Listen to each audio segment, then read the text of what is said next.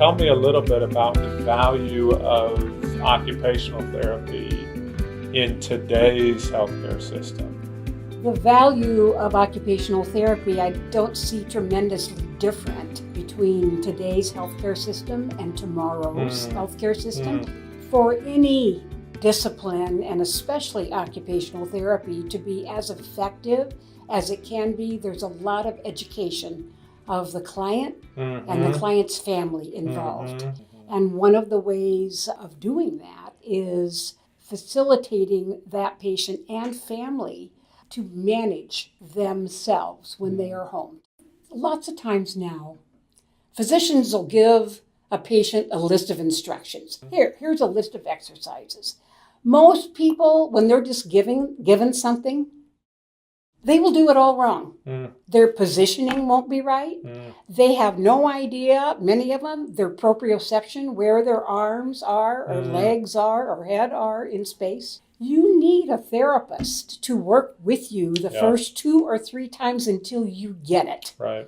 And then a family member who can eyeball you and say, nope, that's wrong.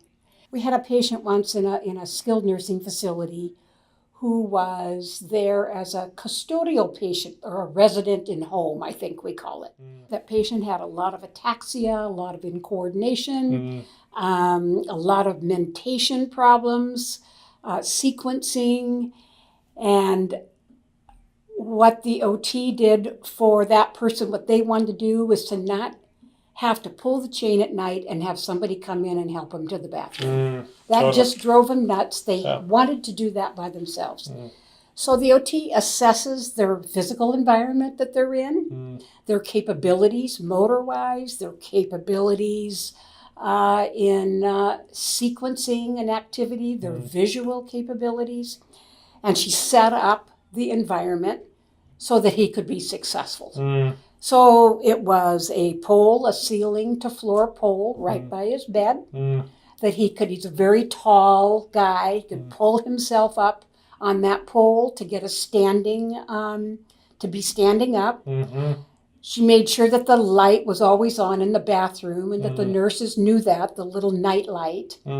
She put footprints, cut out footprints that were out of a rubber matting. Very cool. All the way back so he could visually see where he was to put his feet, which helped him with the coordination and the ataxia and got him heading in the right direction. He was thrilled that he could do that small thing by himself. So that example illustrates your initial point, which was essentially that the role of the occupational therapist will not change much from today's healthcare system to tomorrow's healthcare system, because the individuals, such as the patient you described in that story, will continue to need those types of services, which can be provided by the occupational therapist. And once the occupational therapist set up the system and set up the environment based on all the assessments that he or she did, that's key. Knowing the emotional, psychological, cognitive, sensory integration, muscle strength, coordination. You have to know all of that, plus what's important to them. What are their occupational roles? What have they been in the past? What are activities they really enjoy? The OT could see that person once every 3 weeks. If the family members could carry it over, and then the OT changed the program. So in some sense, similar to a PT from the standpoint that they will prescribe home exercises for the patient to do at home. The occupational therapist in the same way will help the family members to instruct them how they can carry this on and carry this out at home. It is very personalized and specific, and the more personalized and specific it is, the more that patient is going to benefit. That's not going to change.